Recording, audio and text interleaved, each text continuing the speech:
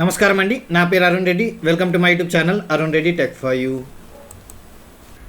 మన ఈరోజు టాపిక్ వచ్చేసి basic structure of C++. So చూద్దామండి బేసిక్ స్ట్రక్చర్ ఆఫ్ C++.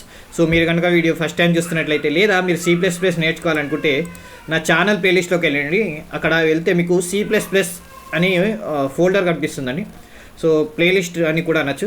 ఈ ప్లేలిస్ట్లో మిగతా వీడియోస్ అవైలబుల్ ఉన్నాయి. కాకపోతే ఈ C++ అనేది ఇంగ్లీష్లో ఉంది. మీకు తెలుగులో కావాలంటే C++ ఇన్ తెలుగు అనే ప్లేలిస్ట్ ఉంటుందండి. దాంట్లో మిగతా వీడియోస్ అవైలబుల్ ఉన్నాయి.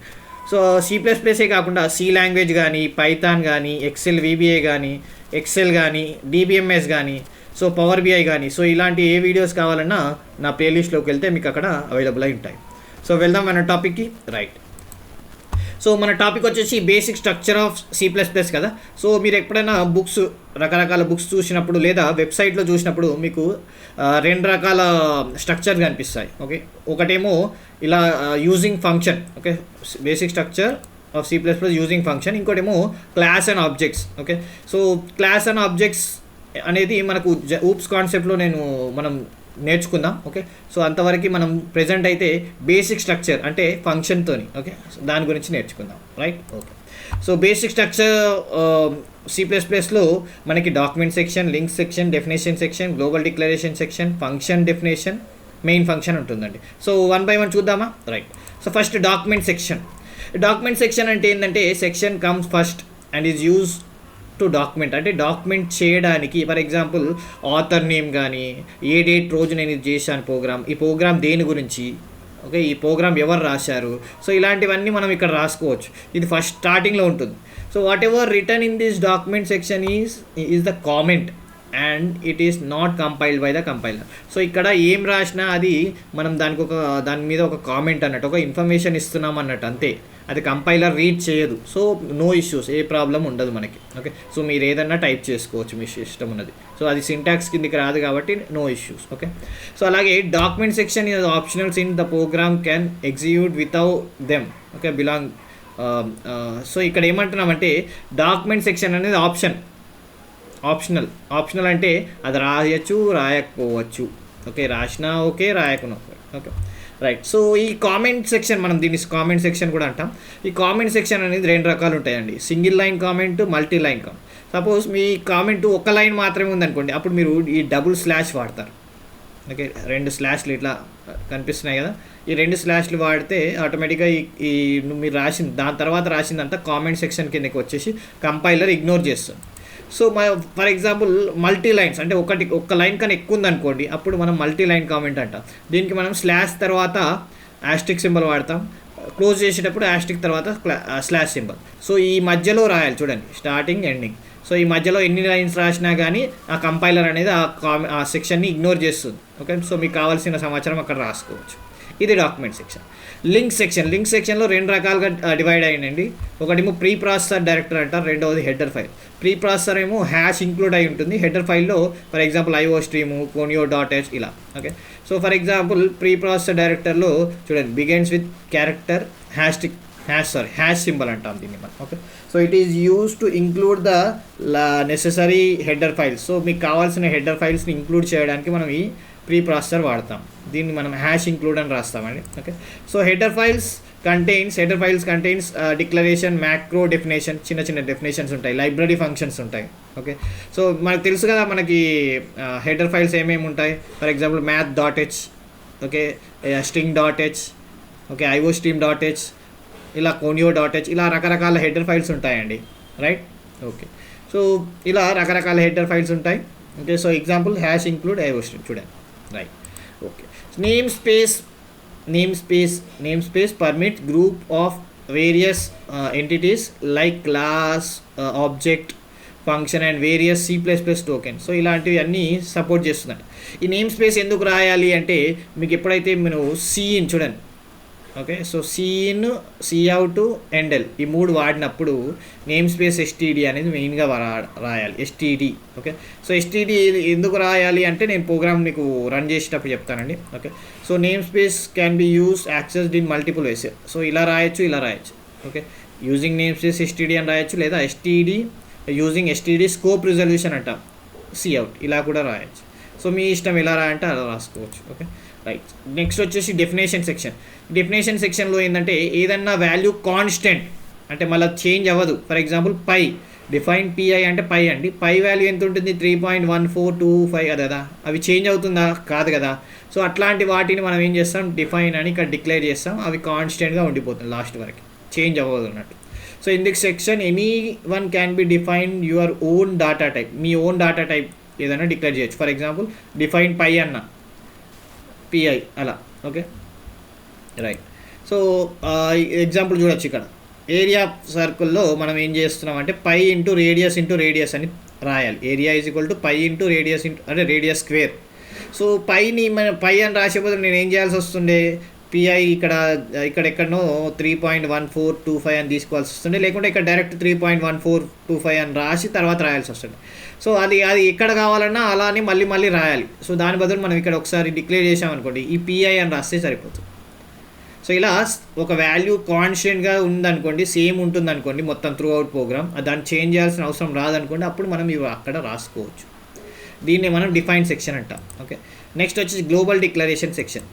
గ్లోబల్ డిక్లరేషన్ సెక్షన్ అంటే ఏంటంటే ఏదైనా వేరియబుల్కి ఒక వాల్యూ ఇక్కడ ఇచ్చామనుకోండి గ్లోబల్ డిక్లరేషన్ సెక్షన్లో, అది మెయిన్ ఫంక్షన్లో మరియు సబ్ ఫంక్షన్ అంటే యూజర్ డిఫైన్ ఫంక్షన్లో కూడా అదే వర్తిస్తుంది.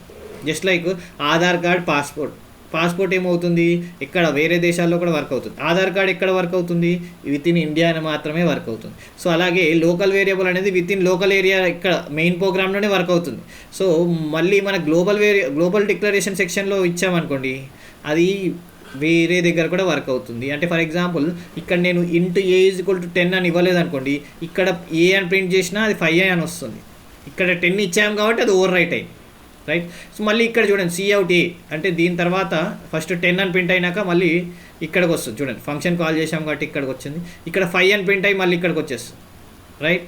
సో ఇలా మనకు కావాల్సిన వాల్యూ ఏదన్నా గ్లోబల్గా ఇవ్వాలనుకుంటే మనం ఇక్కడికి వచ్చి next function declaration section. Function declaration section అంటే ఇక్కడ ఫంక్షన్ డిక్లరేషన్ సెక్షన్లో మళ్ళీ మీరు డైరెక్ట్ ఫంక్షన్ రాయొచ్చు మొత్తం, లేదా మీరు జస్ట్ ఇక్కడ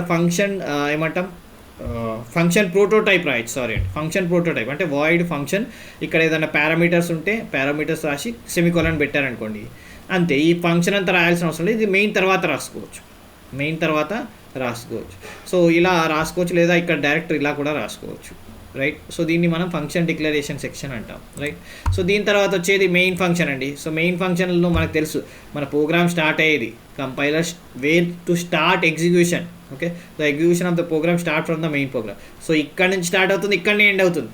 అదేంటి మరి ఇది ఫంక్షన్ ఎక్కడ వర్క్ అవుతుందంటే చూడండి, సబ్ ప్రోగ్రామ్స్ అన్నీ మనం ఇక్కడ ఫంక్షన్ కాల్ చేసాం చూడండి. ఇప్పుడు ఏమవుతుంది, first A is equal to 10 అని ఏ ప్రింట్ అవుతుంది 10, తర్వాత ఫంక్షన్ కాల్ చేసాం కాబట్టి ఇక్కడికి వచ్చి ఇక్కడ ఏంది 5 కదా, సో ఏ 5 అని ప్రింట్ అవుతుంది. సో 10 ప్రింట్ అయ్యాక 5 ప్రింట్ అయ్యాక మళ్ళీ ఇక్కడికి వచ్చేసింది ప్రోగ్రామ్. చూడండి ప్రోగ్రామ్ స్టార్ట్ అయ్యేది ఎండ్ అయ్యేది మెయిన్లోనే, మధ్యలో కాల్ చేస్తే ఆ ఫంక్షన్స్కి పోయి వచ్చేస్తుంది సబ్ ప్రోగ్రామ్స్కి లేదా యూజర్ డిఫైన్ ఫంక్షన్కి దగ్గరికి వెళ్ళి మళ్ళీ వచ్చేస్తాం ఇక్కడికి. చూడండి executed in return in the main function. Okay so curly brackets మధ్యలో రాస్తాం అన్నట్టు. So once all instruction of main function are executed, same control comes out of the main function and the program terminates and no further execution. So ఇక్కడ నుంచి ఇక్కడ ఒక్కసారి return 0కి వెళ్ళిపోయాక అంతే, ప్రోగ్రామ్ అక్కడికి అయిపోతుంది. రైట్. సో ఈ ప్రోగ్రామ్ని మనం ఎగ్జిక్యూట్ చేసి చూద్దామా. రైట్. సో మనకి ఇక్కడ మళ్ళీ ఒకసారి చూద్దాం program. Okay so document section అంటే ఇది కామెంట్. ఓకే సో అలాగే లింక్ సెక్షన్ అంటే యాష్ ఇంక్లూడ్ ఐఓ స్ట్రీమ్ అని రాశాను చూడు. ఓకే సో ఇది ప్రీ ప్రాసెసర్, ఇది హెడర్ ఫైల్. సో అలాగే మధ్యలో నేమ్ స్పేస్ కూడా ఉంటుంది. ఓకే సో అలాగే డెఫినేషన్ సెక్షన్, ఇక్కడ నేను డెఫినేషన్ సెక్షన్ ఏం తీసుకోలేదండి. జనరల్గా ఫర్ ఎగ్జాంపుల్ పై అనుకో, ఇప్పుడు ఏరియా ఆఫ్ ఇంతకుముందు చూసాం కదా, ఏరియా ఆఫ్ సర్కిల్ అని రాసినప్పుడు డిఫైన్ పై 3.1 అట్లా వాల్యూ ఇవ్వచ్చు, 3.414 అలా వాల్యూ ఇచ్చేస్తే అది కాన్స్టెంట్గా మొత్తం ప్రోగ్రామ్ అంతా సేమ్ ఉంటుంది. సో మళ్ళీ మీకు ఒక తేడా ఉంది ఇక్కడ గ్లోబల్ డిక్లరేషన్కి డిఫైన్ ఏంటంటే అది కాన్స్టెంట్గా ఉండిపోతుంది. గ్లోబల్ డిక్లరేషన్ ఏంటంటే లోకల్ వేరియబుల్ దాన్ని ఓవర్ రైట్ చేయగలుగుతుంది. ఓకే ఎక్కడక్కడ లోకల్ వేరియబుల్స్ ఈ గ్లోబల్ వేరియబుల్ని ఓవర్ రైట్ చేయగలుగుతాయి. ఓకే సో ఎక్కడైతే మీరు లోకల్ వేరియబుల్ డిక్లేర్ చేయలేదో, ఓవర్ రైట్ చేయలేదో అక్కడ మాత్రమే ఇది వర్క్ అవుతుంది. Right. Okay so function definition, ఇక్కడ ఫంక్షన్ ప్రోటోటైప్ రాసి మెయిన్ తర్వాత కూడా రాయొచ్చు ప్రోగ్రామ్, లేదా ఇక్కడ కూడా రాసేయచ్చు direct. Okay so main function. Right. ఒకసారి ప్రోగ్రామ్ ఎగ్జిక్యూట్ చేసి చూద్దామా. రైట్. మనం ఇప్పుడు C++లో ఉన్నామండి. సో సేమ్ ప్రోగ్రామ్ ఇక్కడ రాశాను. సో ఒకసారి ఎగ్జిక్యూట్ చేసి చూద్దామా. కంపైల్ చేస్తున్నాను ఫస్ట్. కంపైల్ చేయగానే చూడండి 0 వార్నింగ్ 0 ఎర్రర్స్. సో ఎర్రర్స్ ఏం లేవు. ఓకే, సో మన ప్రోగ్రామ్ ఏమొస్తుంది అవుట్పుట్ అంటే ఫస్ట్ ఇంట్ ఇక్కడ ఇంట్ మెయిన్తో స్టార్ట్ అవుతుంది. ఇది కంపైలర్ ఇగ్నోర్ చేస్తుండండి. ఓకే, సో ఇగ్నోర్ చేస్తుంది. ఈ నేమ్ స్పేస్ ఎస్టీడీతో యూజ్ ఏంటంటే నేను నెక్స్ట్ చెప్తాను ఎగ్జిక్యూట్ అయ్యాక. సో ఫస్ట్ ఏమని ప్రింట్ అవుతుంది, ఇంట్ ఏ ఈక్వల్ టు 10 అని. ఏ అంటే ఏంది 10 అని ప్రింట్ అవుతుంది. ఎండల్ అంటే నెక్స్ట్ లైన్ అన్నట్టు. ఓకే, సో మళ్ళీ ఫంక్షన్కి వెళ్తుంది. ఫంక్షన్కి వెళ్తే మళ్ళీ ఇక్కడ ఏ, సో ఈ ఏమో 10, ఏ ఏమో 5 అని ప్రింట్ అవుతుంది. మళ్ళీ ఇక్కడికి వచ్చేసి ప్రోగ్రామ్ స్టాప్ అయిపోతుంది. ఒకసారి రన్ చేసి చూద్దామా అవుట్పుట్. రైట్, చూడండి 10, 5 కథం. Okay, right. సో ఇప్పుడు మీకు name space using name space STD వల్ల యూజ్ ఏంటో చెప్తాను. ఓకే, ఫర్ ఎగ్జాంపుల్ ఈ యూజ్ ఇది ఓన్లీ C++ వరకు. ఓకే, టర్బో C++లో మళ్ళీ వేరేలాగా ఉంటుంది. ఓకే, సో ఇక్కడ నేను ఈ యూజింగ్ నేమ్ స్పేస్ ఎస్టీడీ అనేది తీసేసి ఇప్పుడు నేను రన్ చేసే ప్రోగ్రామ్ చూడండి ఏమంటుందో. కంపైల్ చేస్తే చూడండి ఎర్రర్ చూపిస్తుంది. కౌంట్ సి అవుట్ ఇలా రాయొద్దు, సి అవుట్ని ఇలా రాయొద్దు. ఓకే, సో అప్పుడు ఏం చేయాలి, ఫర్ ఎగ్జాంపుల్ ఎండెల్ ఉంది కదా, ఈ ఎండెల్ని ఇలా తీసేసి ఎండెల్ కూడా వర్క్ అవ్వదండి. సో అంటే ఎక్కడెక్కడ మనం ఇక సి అవుట్ సిను రాసాము దానికి స్కోప్ రిజల్యూషన్ వాడాలి. అంటే ఎస్టీడీ స్కోప్ రిజల్యూషన్ ఇలా రాయాలి. మళ్ళీ ఇక్కడ ఎస్టీడీ ఫర్ ఎగ్జాంపుల్ ఇప్పుడు నేను ఇది రాశాను కదా, ఇప్పుడు రన్ చేసి చూపిస్తాను మీకు. రన్ చేస్తే మళ్ళీ ఏమంటుంది చూడండి. సారీ అండి. ఓకే, ఎగ్జిక్యూట్ చేశాను. సో కంపైల్ చేశాను, మళ్ళీ ఎర్రర్ చూపిస్తుంది ఇక్కడ. ఓకే, సో కంపైల్ ఇక ఇందాక సేవ్ చేయలేదు. ఓకే, కంపైల్ చేసి మళ్ళీ ఇక్కడ ఎర్రర్ చూపిస్తుంది. మళ్ళీ ఏంది ఇక్కడ ఎస్టీడీ స్కోప్ రిజల్యూషన్. ఇప్పుడు రన్ చేసి చూద్దాం. కంపైల్ చూడండి 0 వార్నింగ్స్ 0 ఎర్రర్స్. ఇప్పుడు రన్ చేస్తే 10, 5 ఎండెల్ తీసుకోలేదు కాబట్టి 105 అని కనిపిస్తుంది. యాక్చువల్లీ 10, 5 అని. ఓకే, సో ఎండెల్ కూడా మళ్ళీ ఎర్రర్ చూపిస్తుందని నేను ఎండెల్ అనేది తీసేశాను. రైట్, ఓకే, సో ఇప్పుడు మళ్ళీ మనం ఎండెల్ రాయిద్దాం. ఓకే, సో ఎక్కడైతే మనం సిని రాసామో అక్కడ మనం ఏం చేయాలి, స్కోప్ రిజర్వేషన్ అని రాయాలి. సో ప్రతిసారి రాసే బదులు మనం సింపుల్గా ఇక్కడ యూజింగ్ నేమ్ స్పేస్ అని రాస్తే అయిపోతుంది కదా. సో ఇక్కడ ఒక్కసారి రాస్తే అయిపోతుందండి sir. Using name space STD అని రాసామనుకోండి. రైట్, ఇప్పుడు ఎగ్జిక్యూట్ చేస్తే ఇవన్నీ అవసరం లేదు, ప్రతిసారి మనం రాయాల్సిన అవసరం లేదు. చూడండి, సేవ్, కంపైల్ చేస్తే చూడండి 0 errors 0 warnings. Okay, so run చేసి చూద్దామా. రన్ చూడండి 10, 5 రైట్. సో ఇక్కడ 10, 5 అంటే ఇక్కడ ఏమైంది, ఫస్ట్ 10 అని ప్రింట్ అయింది. మళ్ళీ ప్రోగ్రామ్ బయటకు వచ్చి ఏ అని ప్రింట్ అయ్యే వరకు అంటే ఏ వాల్యూ 5 అయింది. చూడండి, ఓన్లీ లోకల్ వరకే, ఇక్కడ నుంచి ఇక్కడ వరకే ఎఫెక్ట్ పడుతుంది. ఏ ఈజ్ ఈక్వల్ టు 10 అనేది లోకల్ వేరియబుల్. ఒకసారి బయటకు పోయింది అనుకోండి, బయటకు పోయాక ఫంక్షన్లో చూడండి ఏ ఈజ్ ఈక్వల్ టు ఏ అనేది 5 అని ప్రింట్ అవుతుంది. అంటే గ్లోబల్ వాల్యూయే తీసుకుంటుంది, local value only with in the main function. మనం ఆధార్ కార్డ్ పాస్పోర్ట్ అన్నాం కదా, ఇది ఆధార్ కార్డ్ అన్నట్టు. ఏ ఈజ్ ఈక్వల్ టు 10 అనేది ఆధార్ కార్డ్ ఇక్కడ వరకే వర్క్ అవుతుంది, ఇండియా వరకు. సో ఫారెన్కి వెళ్ళామనుకోండి అప్పుడు మళ్ళీ పాస్పోర్టే అడుగుతారు. రైట్, ఓకే, సో మనం ఒకసారి డిఫరెంట్ చూద్దామా C++కి టర్బో C++కి. రైట్, సో మీరు ఇక్కడ చూడొచ్చు C++, టర్బో C++. నేను టర్బో C++ చెప్పాను కదా, టర్బో C++లో ఎందుకు ఎగ్జిక్యూట్ చేయట్లేదంటే ఎగ్జిక్యూట్ చేసేటప్పుడు నాకు వీడియో రికార్డింగ్ అనేది అలౌ చేయదు. సో అందుకోసమే నేను టర్బో C++ని డైరెక్ట్ ఇలా పీపీటీలో చూపిస్తున్నాను. ఓకే, సో C++కి టర్బో C++ డిఫరెంట్ ఏంటంటే C++లో యూజింగ్ నేమ్ స్పేస్ ఎస్టీడీ రాస్తాం, అదే టర్బో C++లో జనరల్గా రాయం. ఓకే, సో టర్బో C++లో హ్యాష్ ఇంక్లూడ్ కోనియో .h, ఇంకోటి చూడండి iostream .h అని రాస్తాం. ఓకే, .h అని రాస్తాము iostream కూడా. సో అలాగే కోనియో .h, clear screen get ch వాడతాం. So clear screen get ch ఎందుకు వాడతామంటే క్లియర్ స్క్రీన్ అంటే పాత అవుట్పుట్ని క్లియర్ చేస్తుంది, గెట్ ch అంటే అవుట్పుట్ని చూపిస్తుంది.